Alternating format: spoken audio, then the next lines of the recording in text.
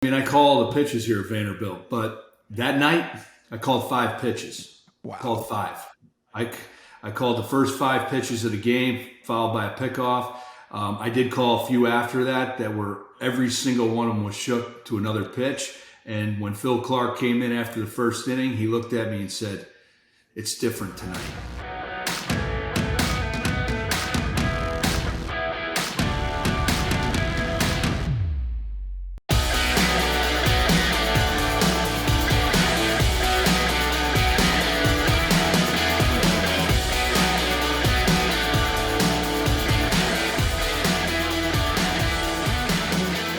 Ladies and gentlemen, welcome to episode 9 of Mound Visit with Jason Grilli. I'm one of your hosts, Casey Honigbaum, alongside the MLB All-Star, the 13-year Major League Baseball veteran, Jason Grilli. Before we get into the episode, we want to remind you, subscribe to the channel, Top 100 Sports Network. You can watch the podcast on YouTube if you want to just listen. Follow the show on Spotify and on Apple Podcasts. Leave a comment, leave a rating. It really helps us out. Follow us on social media, Twitter, TikTok, Instagram at Top 100 Sports Net. You can find some little clips there, and we post some things with some of the guests that we're going to get on. And speaking of guests, we've got a very special one for you today. If you know baseball, if you're a baseball fan, you know Vanderbilt University, the Vandy Boys. Well, today we've got Syracuse native Scott Brown. He's the pitching coach at Vanderbilt University, and he's got some awesome insight not only on the pitching side, but the game of baseball in general, and he's going to answer some of your questions. Him and Jason go way back, so there's some awesome stories. So without further ado, let's get into the episode. Welcome back, everybody. Great hump day. Mound Visit, man. This is a great one for me. Lifetime friend and foe, Scott Brown from Syracuse, New York, Liverpool High School foe. We battled a lot in high school. Now the Vanderbilt pitching coach. Man, Scott, thanks for taking time out of your busy schedule to join us today, man. It's great to be here, Grill. Thanks for having me. And always a pleasure to talk baseball with you. I know that. So I'm excited for this. Absolutely. Yeah, we're super excited to have you, Scott, and we appreciate you joining us. And I think a great way to start this episode off would be, Vanderbilt is known now. I mean, it's a powerhouse in college baseball. If you're a baseball player coming up through, middle school, high school, even other college players, they know who Vanderbilt is. They know what the program has become. Talk a little bit about what it's like to be there. And I think a lot of people know the program and they know kind of that culture of excellence that Tim Corbin, the head coach, has built and that you yourself are helping to run. So talk a little bit about that and just what it's like to be at that program and help coach those players. Well, I think first and foremost, I appreciate the kind words about the program, but you don't take it for granted. I mean, I think that's the first step is just, you realize that, you're in a great situation and, you've put a lot of hours in to get to a point like this. The players put a lot of hours in and, you just say, hey, every day's just another day that ends in Y. And you're like, you're just moving forward with, daily energy. And I think, when you start really thinking about, Tim Corbin and what he brings to Vanderbilt baseball on a daily basis for me, I mean, this is my 11th season. And it's, it's high standards of performance. There's expectations of behavior and character and all that stuff that's put into it. But I think the thing that excites me the most is that, you know what you're getting every day. It's very consistent. The energy brought from the top all the way down to the players. It's every day. I mean, and it's fun to be a part of. And it's a very holistic approach. There's a lot of things that we spend time on, outside of baseball, educating the players. So it's fun. It's exciting. It's, if you're a guy that's got a growth mindset, kind of a term that people use, it's inside the program daily, and that's something that I really enjoy. Well, I can condone that and what you're saying, edify that because, my son and I, we came to see you before his season started here. He's a freshman, and a lot of boys' dreams. It's my son's dream to look at a top-tier program. I remember when you and I grew up, we had visions of going and being a part of D1 programs, even professional ranks.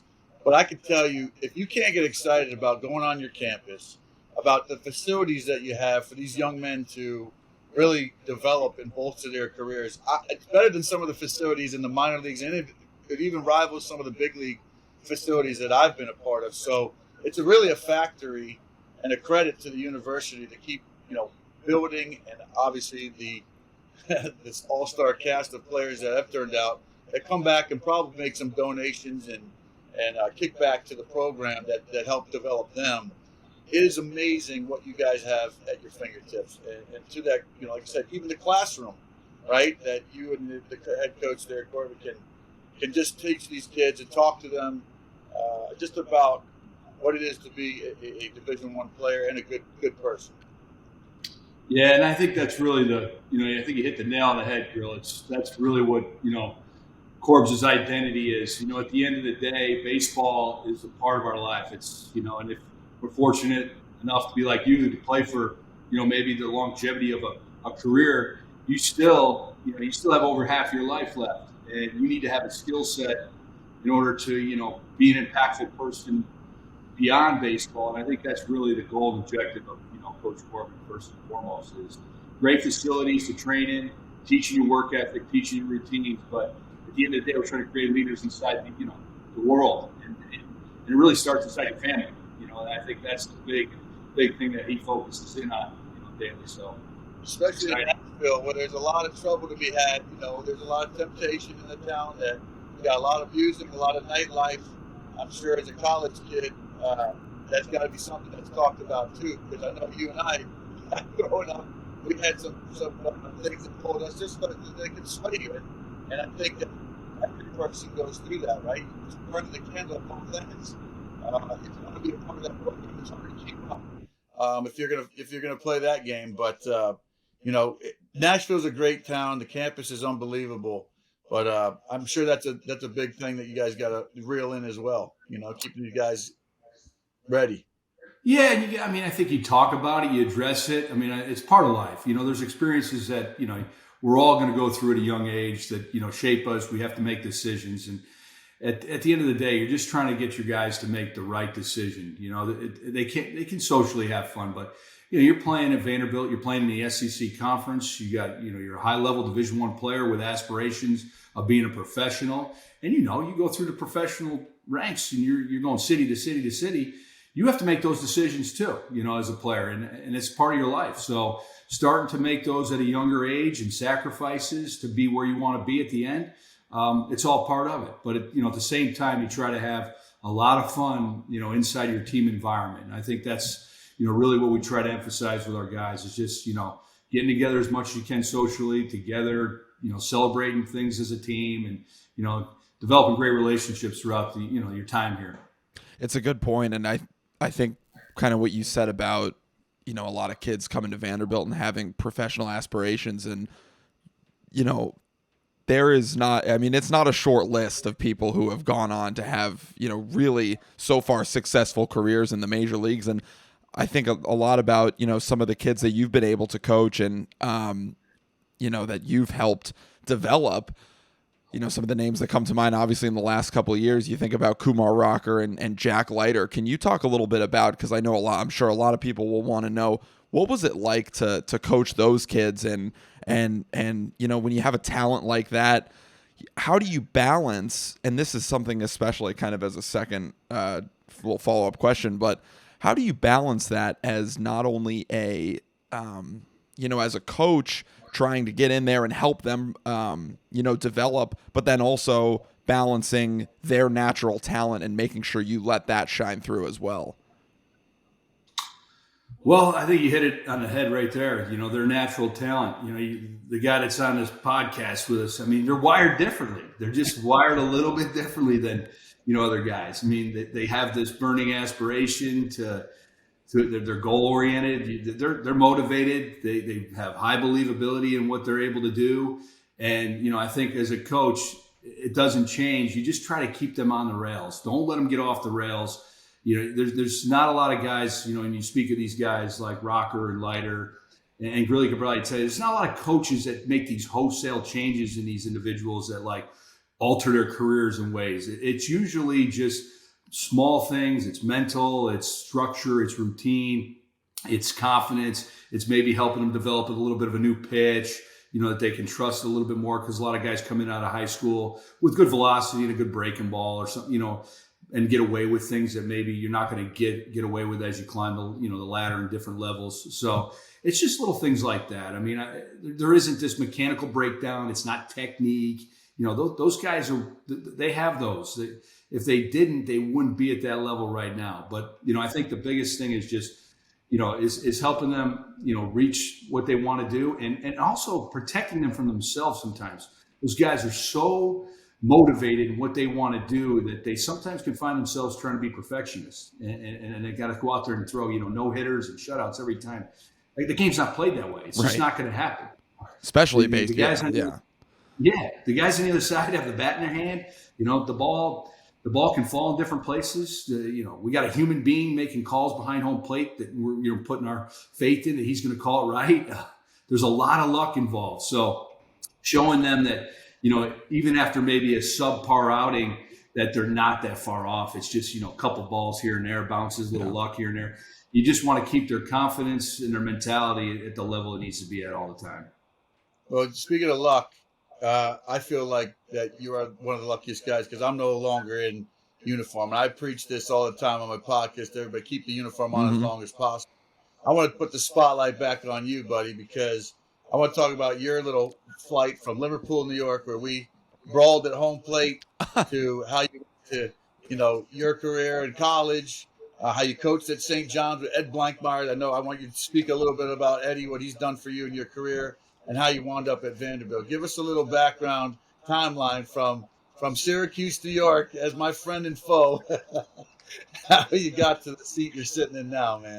Well, the first thing I'd say, Grills, I think, let's talk about that brawl at home plate. I mean, you pitched a heck of a game. There's no question about it. But, you look back at the tape. Unfortunately, neither of us were in that brawl. I was down in the bullpen, and I think you might have been hiding in a corner, right? Back in the dugout. Is that true?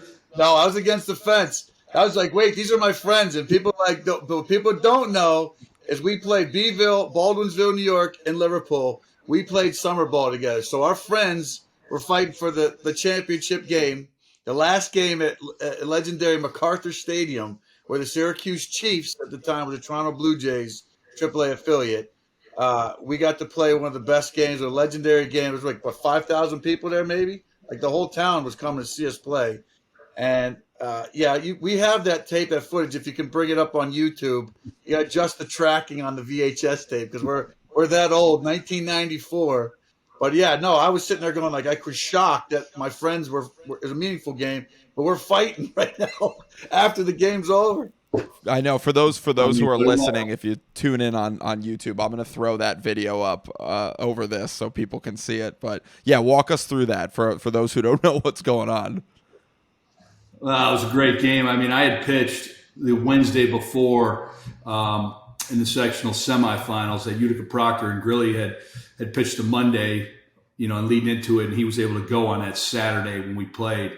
And we had a left-hander going, and they both they were outstanding. It was 0-0 all the way through, and they ended up squeezing at the end, and there was melee at home plate, collision, old school baseball, catcher knocked out, ball laying on the ground, game over, brawl ensues, and no one really knew what to do at that time. I mean, it just was wow, and they ended up winning the sectional there. Tough loss, tough way to take a loss, but at the same time, you look back and, like really said, is like we had to regroup fast because we were teammates going forward, and that was the part that, like, a couple guys inside that brawl that had initiated it potentially. We had to kind of accept them because they were intricate parts of our summer team.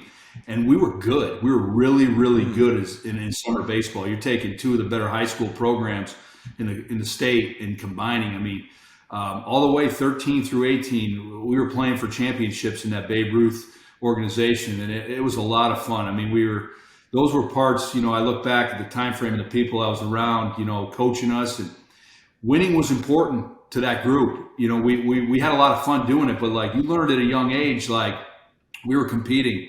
We had Grill's dad coaching us in a couple years, which, just he had a way about himself that just kind of talked us through about competing, but he had a good feel of how to like handle 15, 16-year-old young developing pitchers and players and talked to them. And then we had some intense coaches too that, would send you the message real quick, like, no, this isn't really how we're going to do things here.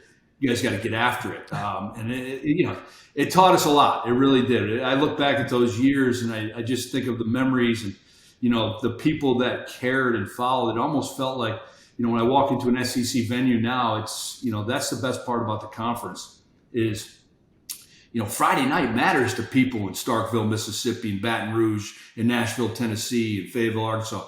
They're out and they're paying to watch these guys play. And that started back then, and really talks a little bit about my journey. And I was an undersized, small, left-handed pitcher that just competed and, was fortunate enough to play with these guys at that time, and just kept playing. I love baseball. I just kept playing all through high school, went to college at Cortland State, was fortunate to play for Steve Owens there.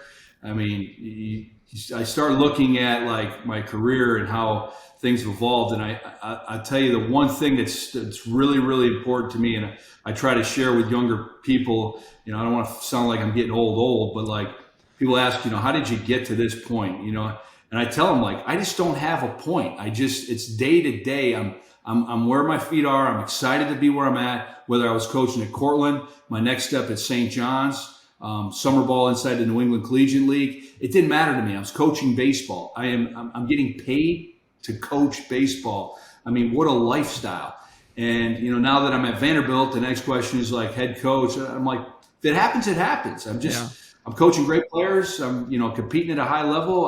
I have a pretty good life here with my wife and 4 kids, and I'm excited about all that stuff. So, the journey it's really just one step at a time. It's just, not thinking about, I got to get to this point. I got to get here. It's like, no, you're right here, right now. Coach your players to the best of your ability right now to help them have the greatest experience they possibly can have for the next year here, because each year is different. Each team is different. Each, players are different year to year. So that's the part to me that I've really, really paid attention to and just kind of focused in on. But, the other big parts of it is it's hard to even put a figure on the people that I've been around coaching. I mean, I mentioned Steve Owens. Joe Brown was the assistant coach at Cortland, who took me on as a student assistant, grad assistant out of the gate, gave me an opportunity. The guy's the winningest coach in college baseball right now from a winning percentage standpoint. Then I get a job with Ed Blankmeyer at St. John's, who coached Grilli, recruited him at Seton Hall. And, it really helped me get the job. He did, because, it's an unbelievable story. Here you are in St. John's, and Ed Blankmeyer's trying to hire you. He doesn't know you from anybody, but, you got Jason Grilli calling on your behalf. You got some other coaches that are mentioning, hey, you got, this guy's young, energetic, got good work ethic. I know he's a D3 guy, but hey, give him a shot. And, fortunately for me, that job didn't pay anything. So it didn't attract people. It was great. I mean, Coach Blankmeyer says to me, Blanky says, hey, Brownie, it's a 1-horse race and you're winning it. I'll call you the next day. That's how the process ended. It's almost like he defaulted. But, I spent, 9.5 years there with him. And, Hall of Fame coach, tremendous parent. Stuff about Blanky, right? And Blankmeyer, he recruited me as well as put together some pretty sick talent. We had guys, 12 or 13 guys my freshman year from the team I was at Seton Hall.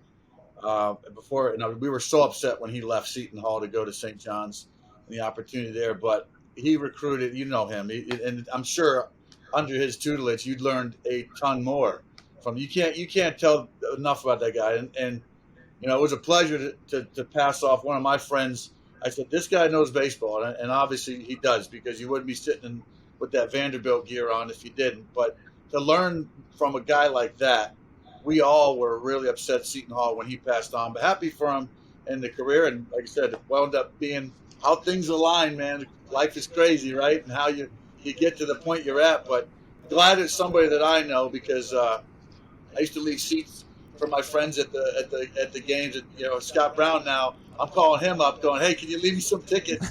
So me and my watch you play. So it's a great relationship, Ronnie. I value you, as you know, man. I love you to death, and just to see hometown like dreams come true of what we love most, baseball. And you guys were so supportive. Obviously, my rivals. You got the Liverpool High School emblem in the back of your letter from high school, and to have guys that really, you guys, I felt supported me more because it's competitive. It's a little bit of jealousy to support me as I went on. I got drafted and went on, and you guys really, Felser, Ferentz, all those guys, Jackham, all the guys. Nobody knows who these names are, but they bring a smile to Brownie's face. All the clowns that we grew up with and made us better.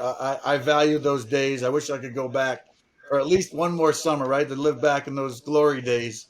Good times to get us where we got to, man. But yeah, It's funny you. Yeah, I'd say a great story about Blanky, and you mentioned learning from him. I mean, the tutelage. He, so many things I could point to. But 2014, we're sitting in Omaha, and he's on the ABCA committee, and it's my first trip to Omaha. With Vanderbilt, and he, was out there for some meetings and stuff with the ABCA, and we sat down and had breakfast the morning before the national championship game. And I said, "Hey, Blanks, you got any advice for tonight?" And he said, "Yeah, I do." I said, "What's up?" He said, "Listen, tonight in the bullpen, be a batter early. Don't be a batter late. That pitcher out, batter early." And I just sat there and I said, "Man." So that was in the back of my mind the whole game. And I just, obviously Coach Corbin and I make decisions together and stuff. But I wasn't waiting around. I felt like if the next guy, if I was going to have the pitcher ready for the next guy, he's in now. I'm not going to mess around. So you talk about worldly advice, and then we're fortunate enough to obviously win that game. And the rest is history. But you can't put a price on the 9 years with spending with him. And I mentioned a little bit about Hall of Fame coaching. I mean, you got him. And, I mentioned Steve Owens and Joe Brown. And, now I'm working under, or alongside, he would say, Tim Corbin, one of the greatest coaches in any sport in college athletics. I mean, you talk about being around people. I mean, you associate yourself with the right people and you get hooked and you learn and you got your ears open. I mean, there's no stopping where you can get to. You were a 6 or a 7. You went around 10s and you became a 12. That's how you did it. Yeah. My wife would tell you the same thing too. It's an awesome story, and I didn't want to have to say it, but I am an Ithaca College baseball alum, so no hard feelings. But I know Cortland, Ithaca, but there's a little bit of a rivalry there. But we've got don't worry, I could say I've moved on for the a couple of minutes that we do this show, and then it's right back to business. So, but I mean, it's true there. I mean, talk about a program that, I think that's the cool thing about baseball too, is when you look at, Division III, I think with baseball more so than any sport. I mean, obviously it's true in every sport, but I think more so with baseball, when you look at Division III and the type of talent that can come out of that, not only on the field, but off the field, when you talk about coaching, I mean, it doesn't really matter if you know the game, you can advance as far as you want to. I mean, would you agree with that probably? Yeah, and I think a lot of times, and I mean, this isn't, you look at things. I think when you look at Division III or even small town, kids like us that came from Syracuse, New York, you start looking at the resources. And I think, when you look at what shapes us is, yes, Jason Grilli was a tremendous pitcher in high school, and he, his dad provided him a lot of tutelage, and he was around good players, but he wasn't playing in a warm weather climate. He didn't have all these velo programs and weight trainings and all these resources. So he made a lot out of a little. And I think when you look at Division III players and Division III coaches, they've worn a lot of hats inside a program. They've, been the equipment manager. They're taking care of the maintenance in the field and the travel budgets. They're the director of operations. They're doing it all. And they know how to handle, an entire program because of that. And there's nobody else to help. So their work ethic, their motor is at a different level. And I think when you start looking at successful people, you can tell it's they got a motor. There's a motor to them. And I think a lot of times, the motive too, when you're Division III players, you play for the you're playing for the love of the game, the purity of the game. I mean, it's all relative. I mean, you win a national championship at Division III.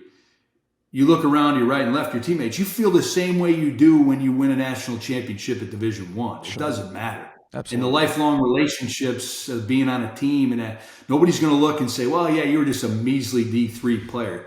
They're going to look at you and say, man, we won it all together. We were teammates. Like, remember that night? Remember this? Remember that? And it's like, that's what it's all about. That's the camaraderie in sports, And I think you're right on with like, just, you can come from anywhere. If our parents told us a long time ago, you can be anything you want to be. There's no question, and I think a lot of times in today's world, for whatever reason it is, people get deterred and you can't. Don't. If you have vision, put the action to it and just keep plowing forward. Yeah, you're right. Awesome. You're right on the head, man. Teaching drive, you can't teach drive. You can't teach height. You can't teach will. And like I said, I love that we came out of Syracuse, New York, and made it to as far as we could, and for the love and respect of the game from those who taught us that love and respect.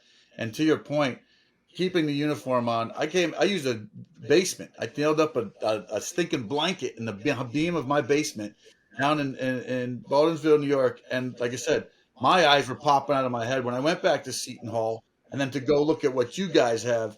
I mean, I'm in awe. Like, I'm jealous. Because the game will always get better, and the facilities and the players, the progression of loving and respecting the game, it should get better. Guys should get more. I get pissed off when guys get like, look at what he's making. Well, dude, you had a chance to make a buckload of money, an opportunity when you played, and it was a lot of money then. So if you're a dum-dum and you didn't do right by your money, then that's your own damn fault. But you know what? It's sad to say that these guys that are making what they're making now, somebody will be broke too. But don't be mad at the progression of the game or if the game got better. If it went reverse, any business, a pizza shop should want to scale up and make better pizza and better chicken wings and better atmosphere and more customer service, whatever the case may be. So baseball is no different than that, And in the big leagues, I guess that, with all these rule changes, we've had this segment on the show too, talking about topics of like rule changes. It could be its own segment, I think. Grilli's thoughts on rule changes. Like I said, watching your warm-ups at Vanderbilt, these guys were practicing bunting and had a whole little station going on, stuff that you don't see in the big league level. But again, sidebar to that is just teaching the will of wanting to come out there. I got a friend who made it in the entertainment world as a musician, a drummer. And we always laugh. We're like, here we are coming out of Syracuse, New York, where people go, that's not a hotbed for where people come out of and famous. It doesn't matter where you're from. I try to tell kids, and to echo Brownie's statement, yeah, you want to play at Vanderbilt? That's like, wow, top tier, wow. You got to play. But you can make it as a JUCO player. You get, maybe you don't have the grades. Maybe you don't. You can always get better. You can always continue developing. And I tell people the same thing. I wasn't the best. I wasn't the biggest. I was a skinny kid. Scott Brown and I were probably the skinniest kids out there, slinging that rock, trying to figure it out. And the will of what we did landed us where we're at. And we just try to thank you for saying that message, because that's what, coming from a seat that you're in now and looking at your lens, man, thank you for echoing that statement. Because I try to tell kids and my own sons, play where you're going to go play, be able to play, instead of trying to go play somewhere or sign a Division I program where you might be sitting the bench because you're not the best. Go where you're going to play, right, and develop. It's a great point, and I think a lot of what you said too when you talk about the and both of you just kind of mentioned it, but how the game and how everything has evolved and grown. And I think that a lot of our questions that we got for you, Scott, are kind of centered around that, especially at a program like Vanderbilt. So if you don't mind, I'd love to throw a couple of these at you from our listeners. But one of the first ones we got, and this is kind of a basic question, but I think it's very important, and a lot of kids probably want to know this, especially when they're looking at, having dreams of a school like Vanderbilt. But, one of them asked, what do you look for in a player? And specifically for yourself, what do you look for in a pitcher when you're recruiting, when you're bringing kids into the program? What are some of the things you're looking for? Well, aside from the physical, abilities of a player, I mean, those are measurable now in a lot of ways. I mean, you got radar guns, you got, TrackMan analytics and stuff like that. So, but I think the first thing for me personally is I want competitors. I mean, you have to be competitive.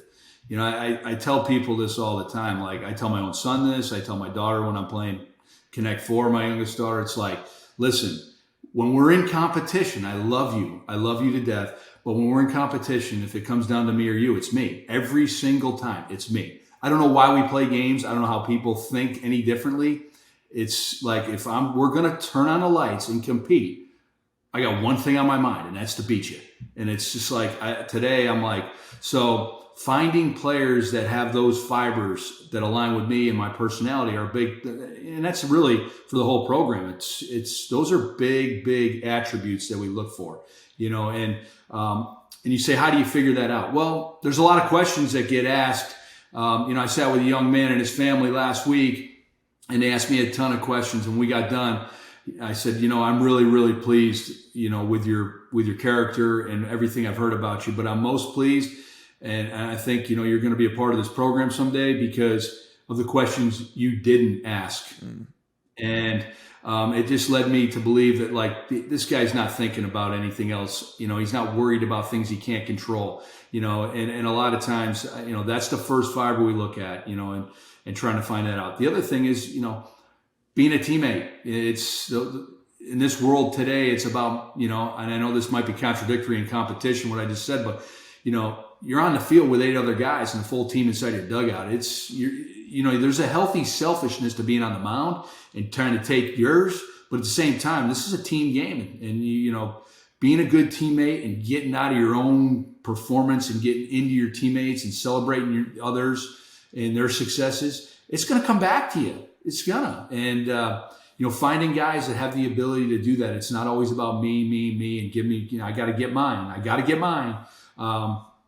Those types of guys do really well inside our program. They do really well when they go to the next level too, because, really probably tell you, it's hard to find. It's hard to find, and it becomes a different level when you get to the, into professional baseball. I've never coached there, but I'm sure, it's more about, a lot, especially younger through the, the lower levels and trying to get to the dance. It's probably less team oriented, from what I've can watch and gather. But those are kind of a couple things that we really look at. And on a mound, it's strikes. The game hasn't changed in 100 years. If you can't throw it over to White, I don't care what your stuff says. I don't care what your analytics say. I don't care what the radar gun reads. If you can't get it over to White, it's not going to matter. You're going to find yourselves in 3-1, 2-0 counts. And, doesn't matter who the batter is in the box. The count's 2-0, you're now facing Babe Ruth. So, based on the averages. Right. Well, said it so perfectly, but also there's another thing that a lot of people don't really say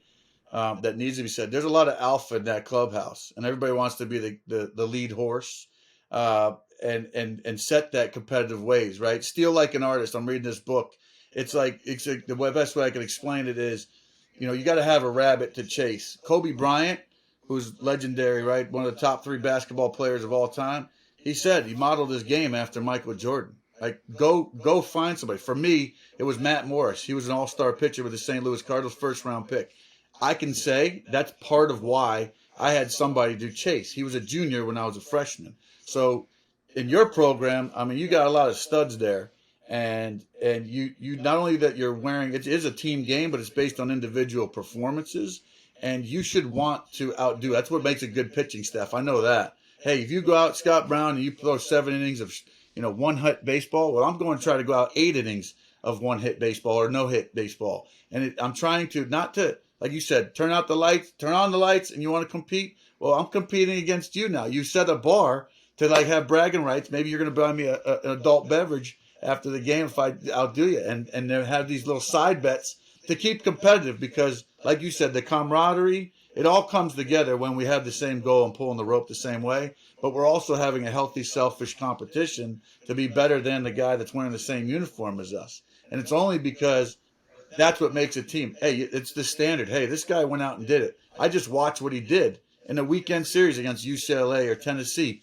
Now he did it and had success. Am I watching? Am I paying attention to what was successful? We got to duplicate that or alter something that, hey, man, they're catching on to us. That's when make a pitching change or alter your pitching game plan or what you're doing in the game. So I love what you said about all that stuff.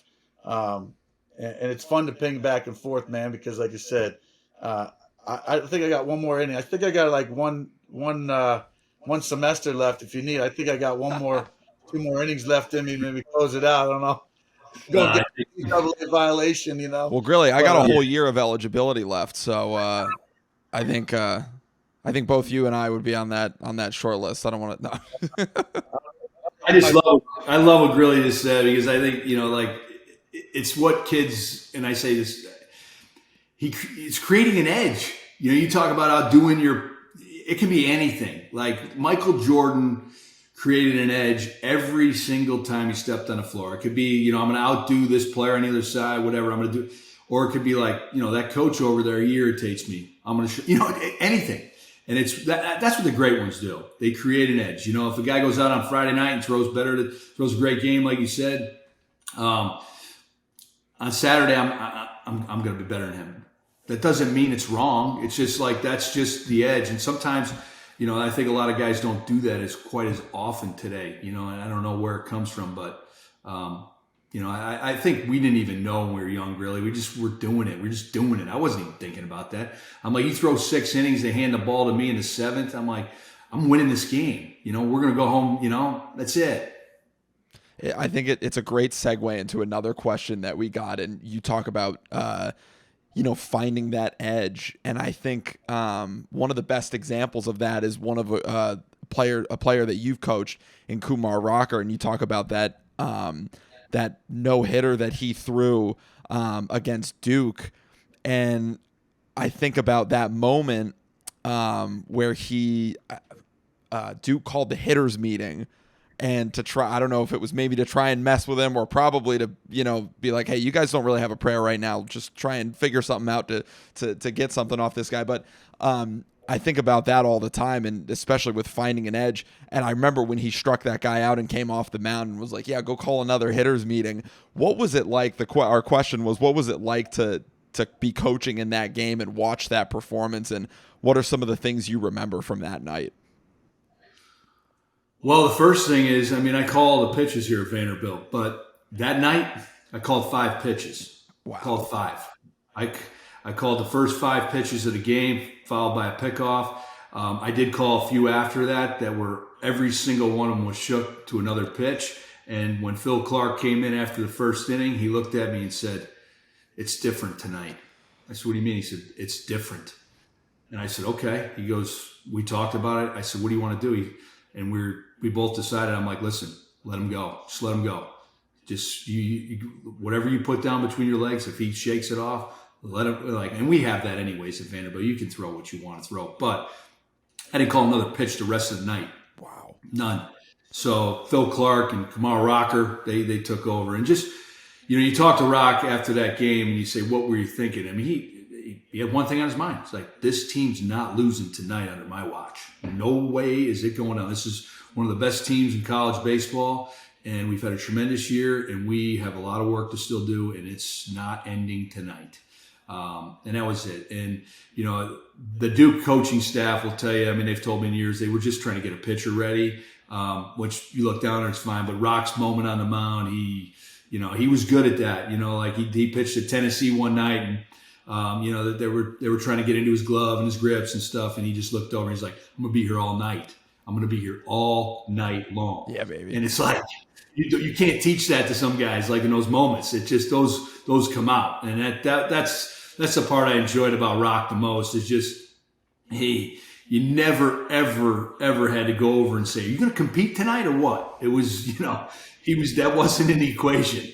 There was nights where like, "Hey, you gonna throw your fastball a little more tonight?" You go, "Nah, I ain't got it tonight. I'm gonna beat him with something else." It's like, okay. So he's a guy, and I just heard a funny story about him. Like, I guess the Rangers asked him, like, "Hey, you're the only guy that hasn't asked us what level you're gonna be at, going into spring training."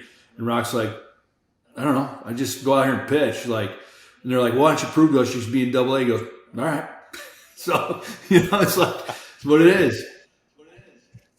Yeah. So who else? I'd love that mentality. Who else are you excited about having on your staff, or who do you see obviously you got boatload of talent that obviously it's like right at your doorstep, right? You almost get to hand select like who you want, the best in the country, get to come to your doorstep. But who do you see an up and comer that we should be excited about, or we'll be hearing about, in your opinion? Well, I mean, the left-hander Hunter Owen right now, out of Stud. Portland, Maine, has thrown the ball tremendous, the last month, and he's, he looks the part at 6'4", 255 pounds, and it's 4 pitches, mid 90s from the left side, and he's done a great job of just attacking the strike zone. He's smothered hitters to this point on, with just his execution, and the biggest growth for him, and this is good for young pitchers, is he always had the arm talent. Body had to get in a little bit better shape, no question, which is just part of it. But I think the biggest growth for him is the emotional stability on the mound. We compete, but we don't need every single pitch to go in our favor in order to have success. We don't get out of whack because a guy gets a hit off us or we don't execute a pitch. We just keep moving forward, next pitch. And when you take each pitch as a singular objective, a singular game, you start to attack the game like that, you start to realize that this is a little bit easier to play, as opposed to hanging on to the baggage of, a couple blue pips, a bad call, a mistake that gets whacked into the gap. It's just moving forward. And that comes with maturity on the mound. And, he's a guy that's probably pushing himself up draft boards right now. Yeah, no question. He's been incredible this year. Along with the rest of the pitching staff. But our last question here that I'll throw at you, and this is one that I'm sure you get all the time. I'm sure this is one that's not super original because everybody wants to do this. But when you look at a program like Vanderbilt, I'm sure that they're the way that you guys do things there are it works. So what, in your opinion, is the best way to gain velocity? Because velocity, obviously, it's king right now in terms of helping you stand out. But then, of course, everything that you mentioned with making sure that you throw the ball over the plate, that's first and foremost. But when you look at velocity, what are some of the things that you do to help pitchers, maybe get a little bit of an edge with their velocity, gain, work up the radar gun? What are some things that you guys do, and what would you say to kids who are, practicing right now and training? What would you tell them is the best way to help gain that velocity? Well, I think first, when you're talking about velocity, let's take karate, for example. We're not all black belts, and I think you got to understand what development level you're at. And, if you're 13 years old and you're, underdeveloped from a physical standpoint, then there's no reason to chase velocity. Zero. The number one thing that's the most important to playing baseball is to be available to play baseball. That's it. You only get a small window, regardless of how good you are. Jason, the Grill Dog's 25 years, Grill Dog, whatever, 30 years playing baseball? 30 years. Let's say it's 30 years. You played to 39, right? I played till 40, man. 40. So 34 years of your life you played the game. 35 years. Let's give it that, right? Window to play. That's a 1% of the world of playing baseball right there. 35 years. So when you look at kids that are playing baseball, their windows, most of them are going to be a lot shorter than that. And if you're derailing that time, chasing things that, at the extent of injuries and stuff like that, then you're shortening your window to play the game. And I think you really got to take a look at where you're at from that standpoint. Are you physically developed at a point where it's okay, I've hit kind of a max growth of deals, and I want to just add a little bit of velocity or something. That to me, that's a little bit different deal. You got to run the race kind of at your own time frame. The best pitchers to me in this game are guys that have the right trajectory, and I don't chase a lot of velocity. Velocity is very important to success on the mound. There's no question about it. I'm not saying that, but I don't really go out and say, listen, I'm going to do this velocity enhancing program with this guy, and he is going to increase 3 to 4 miles an hour, and it's going to really change him.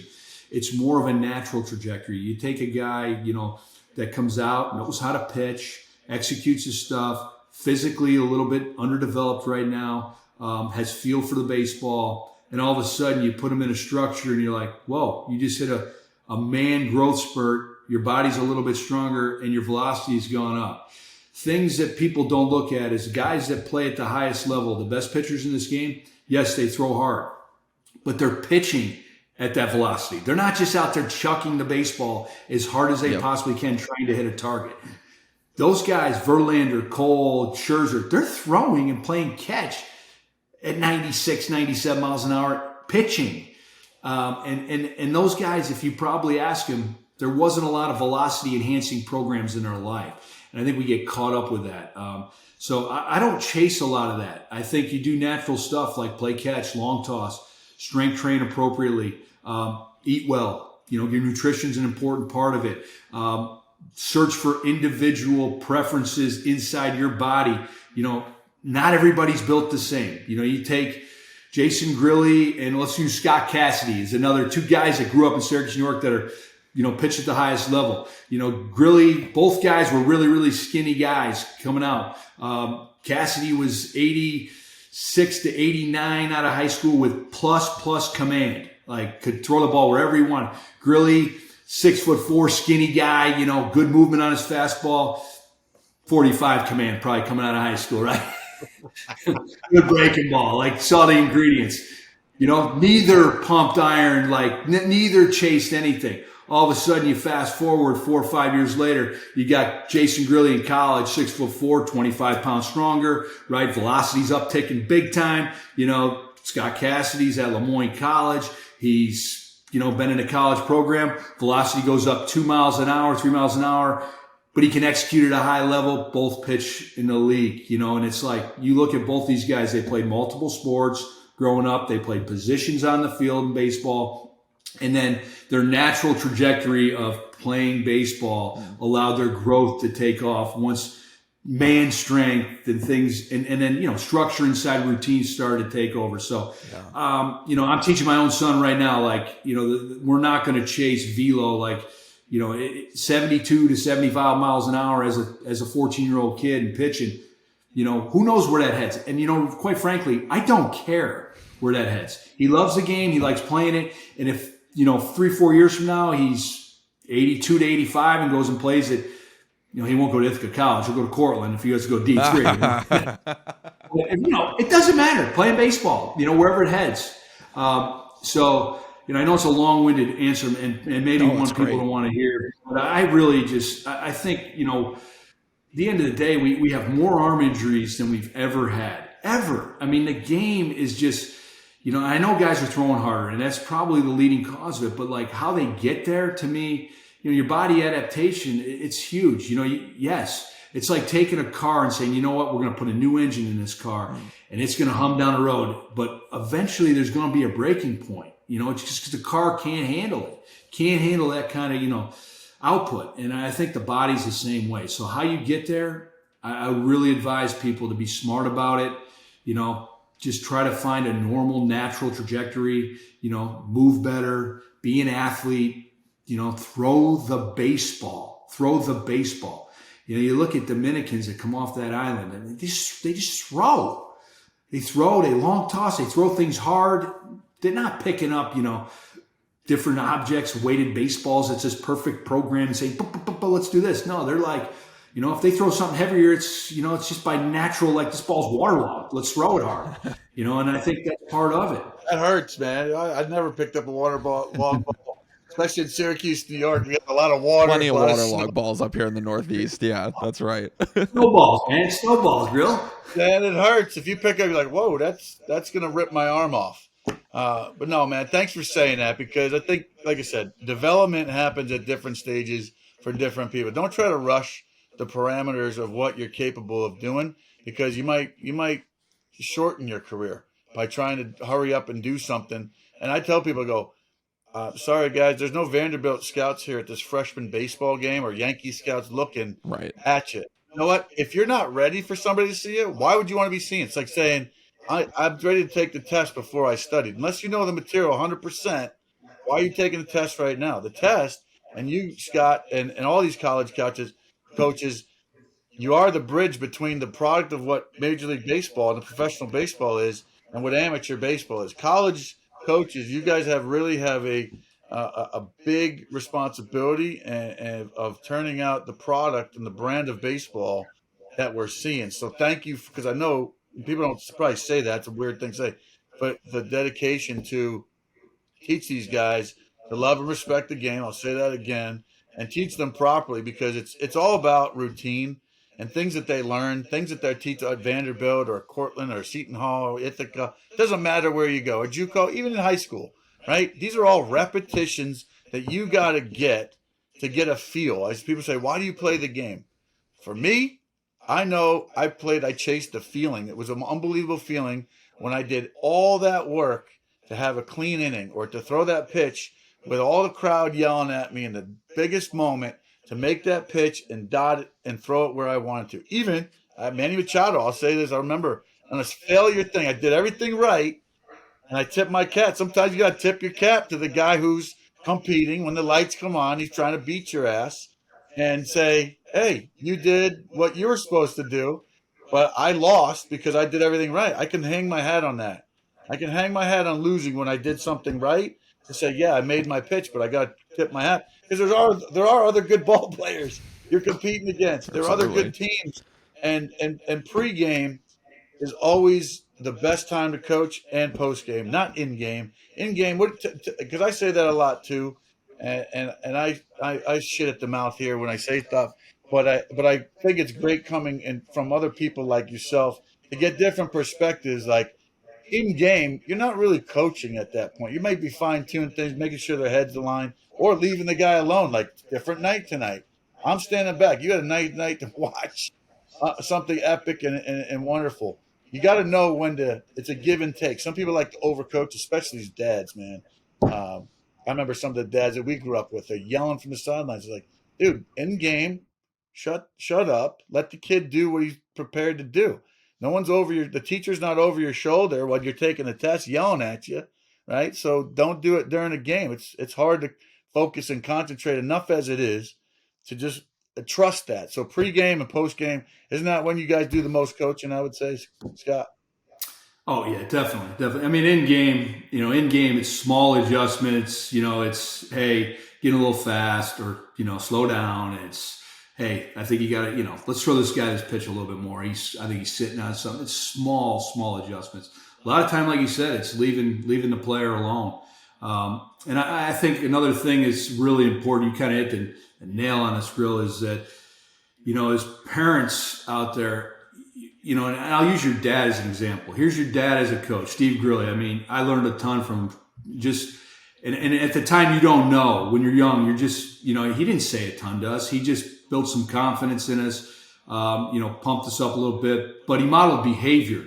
He modeled the right behavior, and how to parent, and how to coach young kids. And there's many others, but I'm just using an example because he's your dad. He played at the highest level. He's got a son that's got the ability to potentially play at the highest level. But what he did is he released the experience to you. It wasn't about him. It wasn't about your mom. I mean, it wasn't about them. It was about you. And it was your experience. And all he did was just make sure that you had the right opportunities potentially. And he coached you a little bit here and there. But he wasn't living that experience for you. And I think parents today need to really understand that this is about the kid and the player. And allowing them freedom inside the game to kind of develop their own, game management, their gamesmanship, take the test, like you said, and play. It is so important. We all want the best for our children. We do. It's just the nature of it. But, when my son gets off the field, I'm sure your dad said, I just ask him questions like, were you a good teammate today? Did you connect with your teammates today? Did you compete? Did you have fun? Did you get any hits? Did you strike everybody out? Those questions don't come out of my mouth. And if I do watch, that's the only thing I'm really watching, the behavior. Did you hustle? Did you play the game the right way? You called it love and respect to the game. But I think if I had a message to parents out there right now, it's like, you ask about velocity programs and stuff like that. It's like, you don't have to do every single thing for your kid. Release the moments to them. Let them enjoy this. It's theirs. Let them take that over. And, if you talk to any high-level player or high-level parent of a player, that's what they do. That's what and if we had Steve Grilli on here right now, he's not he doesn't care. He's not going home at night if Jason at age 16 doesn't throw a perfect game. He's going over to the change of pace and cooking up, as many wings as he possibly can and saying, hey, it's one night. It's my son. It's one night. He didn't pitch great tonight. Big deal. Move on. So, I know I use an example, but I love him. I didn't know at the time, but you learn so much from people at a young age just by watching their behavior, and you don't realize it at the time. And that's all our coaches, whether Mr. Doyle or Mr. Sacco, and their intensity and just the way they did things. And I really it's frustrating now when you go to a game and the parents are hanging on every single pitch, like their son or their daughter's performance is a direct reflection of them. It's not. Nobody cares. It's actually the contrary. If I go out and recruit and I see a parent that's acting like that, I'm like, this kid's not going to perform when the moments are big because that person's over the top of them. Yeah. No, like you said too. I think maybe it's more over. I think what we pay $125 to play Babe Ruth baseball in the summer. I know I paid $4,000 for my son to play now, so maybe the parents are a little bit frustrated going to Dick's, take a mortgage for equipment and stuff.